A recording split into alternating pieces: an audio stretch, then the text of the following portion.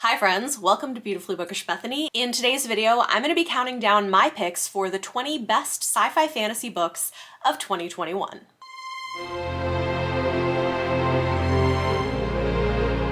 End of year content is here, and this is day 5 of daily videos for the first week of January. Today we're talking about my favorite sci-fi fantasy books that were released in 2021.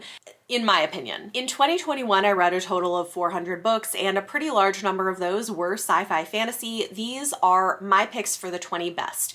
To clarify, this is only considering books that were published in 2021, and this is only adult titles. I will have a separate video talking about the best YA of the year, but this is the best adult science fiction and fantasy titles of 2021. Coming in at number 20 is The Mask of Mirrors by M.A. Carrick. This book is quite a tome. It is a political fantasy novel that is multi-POV, set in a city loosely based on historical Venice. It's intricate and detailed. It has some interesting characters. I did find this book to be paced a little bit on the slow side, and I would have liked to see it be maybe slightly shorter or slightly faster paced, but overall I really liked it. I think it's doing some interesting things, and I think if you are a fantasy fan, this is definitely worth taking a look at. Number 19 is The Chosen and the Beautiful by Nevo. The writing in this is just really beautiful and almost dreamlike. It's a reimagining of The Great Gatsby in a world with magic, told from the perspective of Jordan Baker, who in this story is a Vietnamese immigrant. I really loved this. I think it does a good job of exploring some of the queer undertones of the original and adds some interesting questions into this. Again, really beautiful, lyrical, almost dreamlike prose with a bit of magic. This was for sure a standout this year. Number 18 is Under the Whispering Door by Tj Cloon. This is a book that does have whimsical magic and humor, but also tackles some heavier issues like death, grief, and suicide. It also features a central romance between a man who's kind of Scrooge-like, who dies and then spends some time in a house before crossing over to the other side. And I just really loved this. I think it's very touching, but also funny. And Tj Cloon does a great job of balancing whimsy and a light touch with these heavy topics. Number 17 is Hard Reboot by Django Wexler. This is a little sci-fi novella that I really liked. It's set in a dystopian future following a woman who is a junior researcher on a trip to a desolated Earth. There are mech robots fighting, there's a sapphic romance, and I just really liked it. I think it packs a lot into quite a small book. Number 16 is Light from Uncommon Stars by Rika Aoki. This is a gorgeous debut sci-fi novel that is doing a lot of things that sound weird but somehow really work together. It follows multiple characters, one of whom is a teen trans girl who has run away from home, one of whom is a woman who teaches violin but has made a deal with the devil to deliver the souls of her students. And then it also follows a family of aliens who are in hiding on Earth running a donut shop. It's just this interesting blend of sci-fi and fantasy. It's deeply character-driven, it's whimsical, but it's also really beautiful and dealing with hard-hitting topics. I thought this was a stunning debut, and I'm excited to see more from this author in the future. This is also the perfect book if you were a foodie because the food descriptions are on point. Number 15 is The Tangleroot Palace by Marjorie Liu. This is a short story collection from the best-selling author of Monstrous, and I loved this collection. I originally had requested it as an advance copy digitally from NetGalley because I just loved the art and I like Marjorie Liu, but I loved these stories enough that I wanted to own a physical copy of it. They are dark and fantastical. One of them has some steampunk vibes, and one thing that I found really interesting is at the end of each story, she put in a little bit of an author's note talking about where she was in life when she wrote that story, her intentions for it. I just love this. It definitely made me interested to pick up even more things from Marjorie Liu, and I would for sure recommend checking it out. Coming in at number 14 is Stones of Light by Zach Argyle. This is actually a self-published fantasy book, but I really loved it. The author had reached out and offered me audiobooks for review of the first 2 books in the series. I had some qualms about the first book, although I really liked it, and then I just thought book 2 stepped it up so much. I just think the series is doing some really interesting things. If you like epic fantasy, cool magic systems, multiple characters, and one thing I'll say about this is it's got several really great female characters who don't feel like stereotypes. They feel like fully fleshed out individual people and characters, and there's a lot of really human moments in the midst of all of the action and adventure. I think the series is very, very good, and the second book in particular really left an impression. Also, the guy they got to do the audio narration is phenomenal, like one of the best audio narrators I've heard. Love him, and I would not be surprised to see him become a big name in audiobooks. Number 13 is Fugitive Telemetry by Martha Wells. This is the latest installment in the Murderbot Diaries. I adore Murderbot. This definitely had to be on the list for me.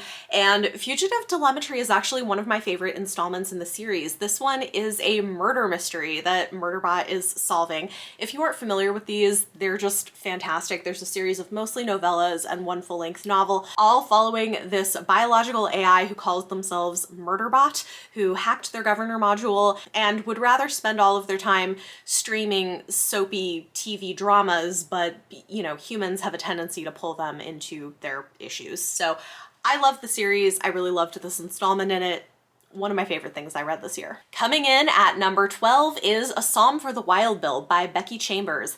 This is another sci-fi novella, and I just loved it. I thought this was so beautiful. It's a post-apocalyptic world where there had been an environmental apocalypse and humanity is now recovering from it and learning to do a better job of caring for the earth and caring for each other. And in this book, there is a T-monk and a robot, and they meet each other and have the first contact humans have made in many, many years with robots. And it was just really beautiful. This was kind of a hug of a book. I feel like this was the book that we all needed in 2021. And I'm very excited to read the second book in this little series. And I'll also say that while I loved the characters and I loved the message of this book, another standout about this is the ways that Becky Chambers talks about what a better world might look like in terms of how we could coexist with the environment that we live in and within our ecosystem. I thought that was really interesting and innovative and beautiful, so definitely worth a read. Number 11 is A Marvelous Light by Freya Marski. It is a fantasy romance murder mystery, which is a lot to put together, but for me it really worked. And this one is definitely heavier on the romance. It is set in an alternate version of Edwardian England, but where there is magic, and this is kind of an opposites attract male-male romance plot with a magical murder mystery. I really loved this, especially as a romance, and so I kind of like wavered on whether to put this in my romance list or in my sci-fi fantasy list, but I decided I'm going to put it in here even though it really could go either way. It does, towards the end of the book, get a little bit steamy in a couple of scenes, so if that's not your cup of tea, maybe be aware of that going in, but I really liked this. I loved the relationship. I thought it was a fun book, and I kind of breezed through it. Number 10 is Ariadne by Jennifer St. This is a reimagining of the story of Ariadne from Greek mythology that is centering the female characters in that story, and I just really loved this. I liked the way that it centered different characters in the story it was telling. I appreciated the way that it deals with sisterhood and motherhood and the heartbreak that can go with some of those things. And you know, honestly, it's also a book about domestic violence and a book about difficult relationships, but with this mythology and magic element to it, so I think it belongs here. Even though it's a mythology retelling, it does have magical elements. This was a bit of a polarizing one. Not everybody loved it, but I quite did. I do think if you like books like Circe by Madeline Miller, this is worth a look. Maybe check it out. I was a big fan of it, and it was one of my favorite things that I read quite early in the year. Number 9 is yet another novella. I've got to say, I don't know that I usually have quite so many novellas on these best of lists, but there were a lot of really good ones coming out this year, and maybe it's worth pointing out the number of Tor.com titles that are on my favorites list. Just from what I see, I think something like 7 out of these 20 are from Tor.com, so they have just been killing it in terms of the fantasy and sci-fi they're putting out. It's really working for me and I'm loving it. So all that to say, my next 2 picks are also novellas. Coming in at number 9 is The Return of the Sorceress by Sylvia Moreno Garcia. This was a limited release book that came out from Subterranean Press, so you can't get physical copies of it any longer, but it is available as an ebook if you're interested in reading it. I am a big fan of Sylvia Moreno Garcia and will read pretty much whatever she puts out, but I really liked this. I thought it was interesting. It follows a middle-aged woman who's a sorceress who has lost her power and is trying to reclaim it. Maybe unsurprisingly, if you've read her books, it goes to some dark places, but I thought this was really interesting. And the magic is inspired by mythology from different parts of Mexico. Sylvia Moreno Garcia always draws on her Mexican heritage in all of the books that she writes, and this is no different, but I think this is a really good installment if you're looking for a fantasy book to try by her. Maybe try Return of the Sorceress. Okay, I lied. It was the next 3 books that were novellas, so I still have a couple more on this list. I'm telling you, novellas have just been hitting things right this year. Coming in at number 8 is A Spindle Splintered by Alex E. Harrow. This is a feminist reimagining of the story of Sleeping Beauty that does some really interesting things in the way that it deals with issues of disability. I loved this. It's short, so I don't want to say too much about it, but I thought this was really fascinating, really innovative, and has a lot to say about fairy tales and women in fairy tales and disability and the way that fairy tales treat that. I think it's fantastic, and I definitely would recommend checking it out. Number 7 is Along the Saltwise Sea by A. Deborah Baker, aka Seanan McGuire. Seanan McGuire is one of my favorite authors. I really, really love her books. And as I am saying this, I'm realizing that because I read it in December of 2020, I forgot to include on this list another of her 2021 releases, so we're just gonna do a twofer for this number. Across the Green Grass Fields. This is an installment in the Wayward Children series, which is one of my favorite series. This one in particular I thought was really interesting. It goes to a new world, a world of horses and horse-like animals, and it features an intersex main character, which I thought was pretty interesting. Seanan McGuire always does a lot with diversity in her books, and I just love these. So I'm putting this on this list. I didn't read this in 2021 because it came out in January and I had an early copy, but it did come out in 2021, so that should also be on here. But Along the Saltwise Sea came out in the fall, and I really love this. These are interesting because they're kind of meta. She wrote this book called Middle Game, and in the book of Middle Game, there is an author named A. Deborah Baker who writes these children's stories. And so then she started publishing a series of those children's stories, and I just love them. They're really whimsical and interesting. Sometimes they have like deeper themes, but it follows a boy and a girl who are very, very different people. And I loved this installment. I think I liked it even better than the first one, and I'm excited to see what else we get from it.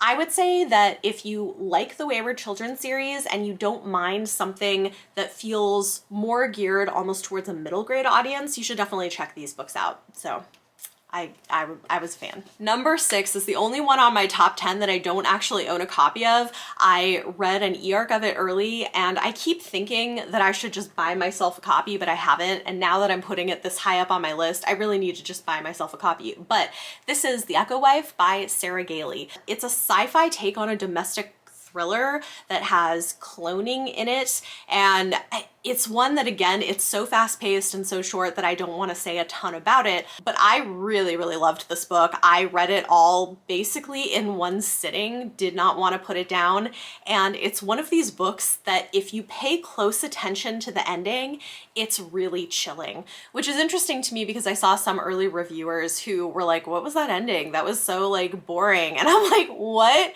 No, it's not. Like, if you read between the lines, it's very chilling. And yeah, I loved this. I thought it was an interesting exploration of what it means to be human, of marriage and perfectionism and womanhood and sexism.